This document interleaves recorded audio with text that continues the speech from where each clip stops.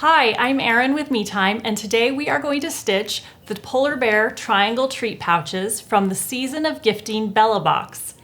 And if you're unfamiliar with Me Time delivers complete machine embroidery experiences right to your doorstep. And the Bella Box is one of our subscriptions. So go to metimedelivered.com and you can learn all about our projects and how you can join. Okay, with our triangle treat pouches, this is what we're going to be making today. So cute, such a cute way to give a little gift to a friend or a child. And also in your Bella Box, you're going to receive 3 other designs for treat pouches, and I'll show you those at the end. So the parts we're going to go over today is first we're going to prep our materials. Next, we're going to start stitching and get you started. Third, we are going to focus on how to attach these ribbon ties. It's just a little part you want to pay attention to and make sure you're reading the instructions. And finally, we will take it out of the hoop and show you how to assemble it so it's ready to use. All right, let's get started.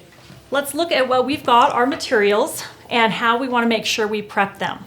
So we've got our fabric. All of this is included in your Bella Box. That's the nicest part about the Bella Box. We've got both of our fabrics, and you want to make sure that you put fusible backing on the back of your main background fabric. We're using Kimberbell fusible backing. You also want to make sure you starch your fabrics really well. We've got our pieces of ribbon for the ties. We've got our ribbon for the decorative, I don't know, it's kind of like his collar. And we're using medium cutaway stabilizer. You want to use a stiffer stabilizer for this project because we really want some good structure and stability on this pouch. So I've got my stabilizer ready. Let's go ahead and hoop it. This can be made in a 5x7 hoop like all of the Bella Box projects. So really accessible for everyone. Okay. Oh, one thing I forgot to mention. Make sure that you remove the plastic coating on the outside of your glitter sheet. Don't stitch with this clear plastic coating. So make sure you peel that off, and that's going to make that glitter really soft and pliable like fabric. So don't forget to remove that plastic coating. All right, I've got my embroidery files loaded on the machine, and so we're ready to start.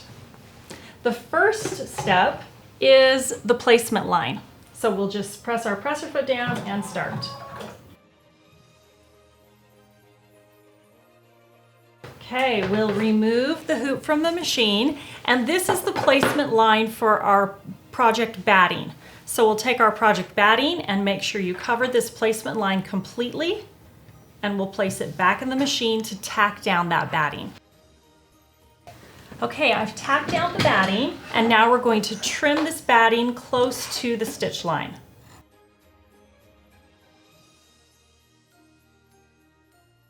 Okay, I'm on instruction step number 9. I'm going to place the hoop back in the machine, and it's going to stitch the background placement line. Okay, here is my background fabric placement line. So now I'll take my background fabric, and remember I've got fusible backing on it already. It's pressed nice and crisp, and I want to make sure I completely cover that placement line. Also make sure the lines in your fabric are straight. You don't want them to be crooked, or they'll be crooked on your cute little polar bear. Okay, that's ready to go. I'm going to use some paper tape to tape this down in the corners, make sure it doesn't move around.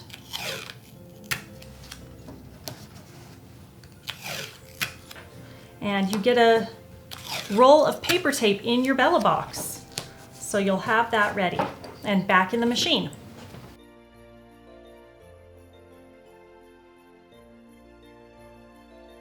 Okay, we've tacked down our background fabric. Now, right now I'm going to remove the paper tape, but we're not going to trim around this fabric quite yet.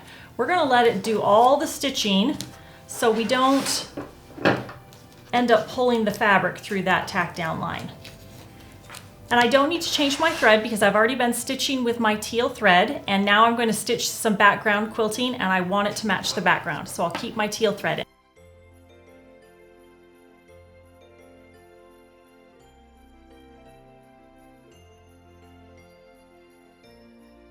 All right, we're on machine step number 6, and we need to change thread. So I don't need to take the hoop out, but I'm going to switch to my white thread. Okay, now we'll stitch machine step number 6, which is the placement line for the white glitter.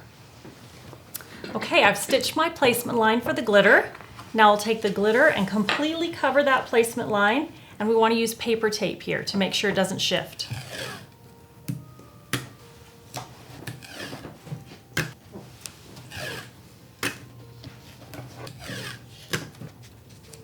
Okay, and now we'll stitch this glitter tack down line. Okay, we're on instruction step number 16. We're going to remove the paper tape and trim the white glitter.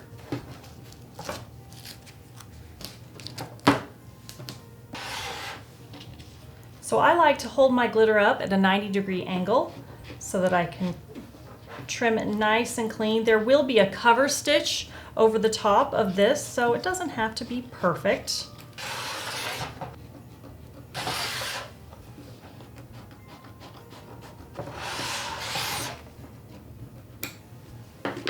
Okay, now I'm going to press down my glitter.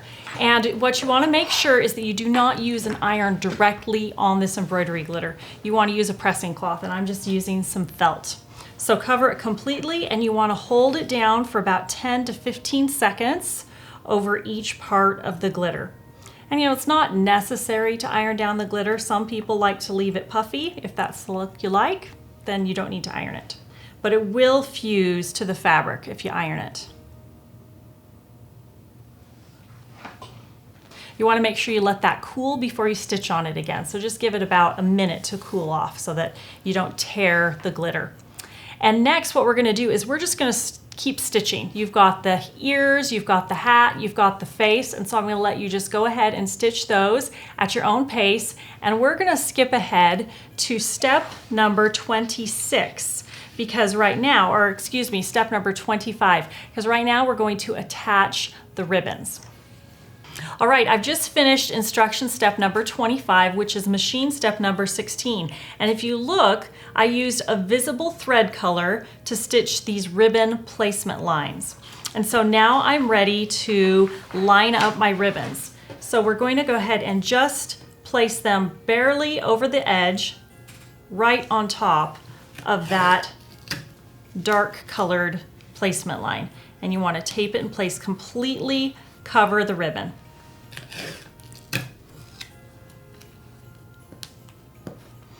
Okay, now what we're going to do with the bottom here is we're going to kind of loop them up and tape them in place. We want to make sure they don't get in the way of any of this outside line, because when we do our final stitch, we don't want to get this ribbon caught up in the seam. So just kind of loop it up and tape it down, so it can't possibly go into any of these lines. So I'm going to place it back in the machine, and it's going to tack down this ribbon. All right, I finished that tack down stitch. Now I'm going to remove the tape over the tack down, but not over the ribbon loops at the bottom. Leave that there.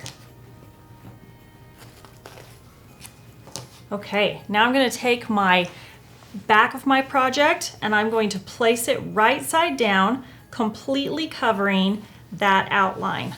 Okay, and press it nice and flat, even though the ribbon is there, and tape it down really well. Again, kind of smooth it flat.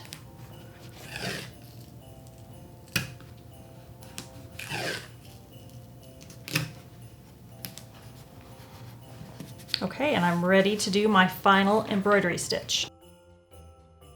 Okay, I finished the final outline, and now I'm going to remove the paper tape and remove the project from the hoop. And now we're going to trim all the way around the project with a 1/4 inch seam allowance. So just using your fabric scissors, cut through all the layers.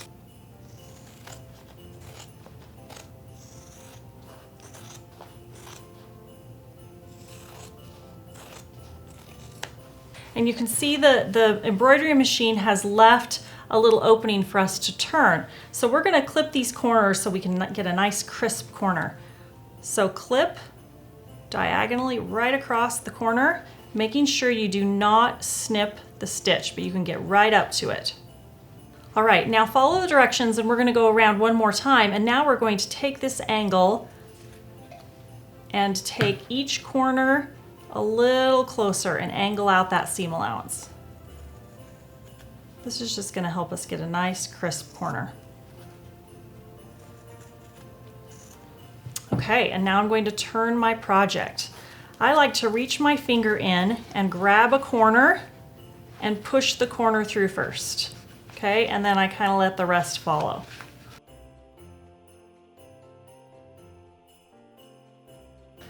And now I hope you have a turning tool, because we're going to use that to push out all the corners.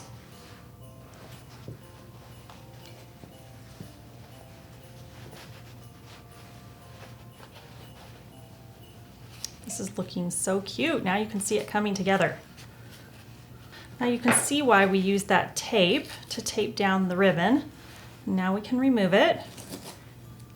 And then we want to use our iron to get nice crisp edge all the way around. Again, make sure you're using some kind of a pressing cloth over this glitter. You don't want to melt that glitter. Okay, so what you're going to do when you get to the opening is, you can see we naturally have a little bit of a 1/4 inch seam allowance. Just press that down. We don't need to sew it yet. We're just going to press it with our iron. And we'll sew it when we sew the sides together. And since I have it upside down, I'm not using my pressing cloth because I have my fabric and my stabilizer covering up that glitter. Okay, now I'm going to turn over, and I am going to use the pressing cloth since I am going to be on my glitter. There we go. Now we're ready to start assembling this treat pouch. We're ready to start assembling your pouch. So this is where it is right now. We still have our little opening unstitched. That's okay, but I've got my sewing machine set up, and right now I'm going to stitch right along the top edge of the project using a back stitch at the beginning and the end. All right, I finished stitching along the top edge. Now we're going to enclose the snack pouch. So we're going to turn it right sides together and line up the outside edges. And you're going to want to have some clips for this. These work really nice.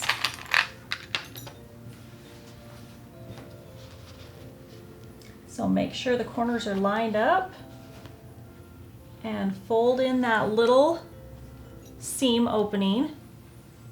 We're going to stitch that close as we stitch these sides together.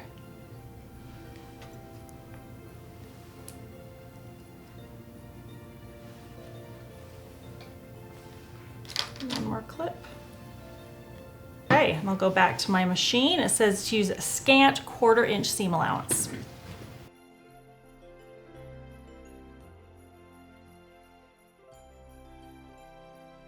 Trim my threads. Now we're going to press the seam allowance open. So opening up your treat pouch, you've still got it inside out. We're going to press open this little seam allowance, this really tiny little seam allowance. I'm actually going to use my pressing cloth over the glitter part. I pressed my seam allowance open, and now I'm going to turn it inside in.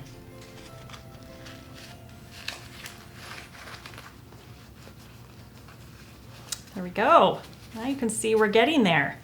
Pull the straps through, and now we're going to press it flat and stitch the bottom open. So you want to make sure that that seam is right in the middle on the back. And we're going to use our clips again. Try really hard to keep that seam allowance pressed open. I know it's a really small little seam. So I'm going to press that, clip that first. Okay.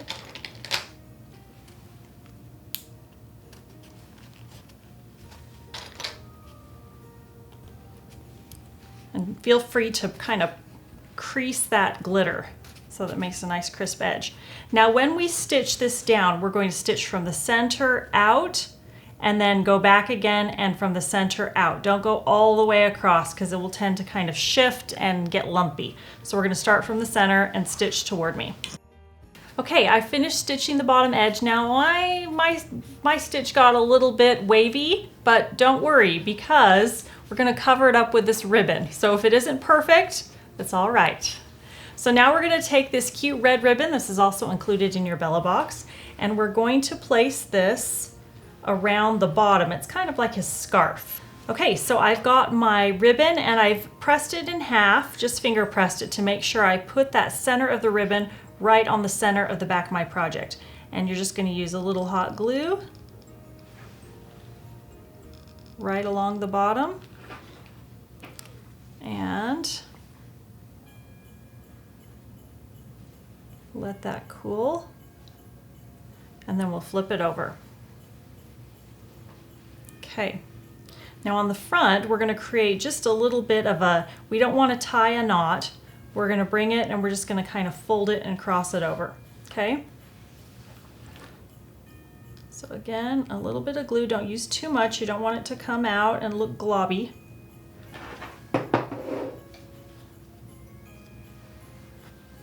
And just have it line right up along the bottom. And then I'm just gonna fold it. Use a little drop of glue there. And another little drop of glue there. And I'm just gonna kind of fold it down like this. So it looks like he's got a little tie. A little more glue underneath. There you go. We'll let that cool. Now for the top, you've got these ties and they may have gotten a little bit mangled in the sewing process. Give them a nice 45-degree clip. And you can always use some fray check there, but cutting them on the angle helps a little bit. Okay, there we've got our cute little triangle treat pouch. This is the polar bear version, and it's ready to fill it with treats or any kind of little gift. You're just going to put it inside and tie the top with a bow. And it creates this cute little triangle shape. Okay, there you have it. You've made your very own polar bear triangle treat pouch from the Season of Gifting Bella box. Now in the Bella box, you get all the materials for making this treat pouch, from the ribbons to the glitter to all the fabric that you need. But you also get in the Bella box digital files and instructions for making 3 more treat pouches. You've got the cute little penguin, and he's my favorite. If you make him with some black minky, he turns out extra cute.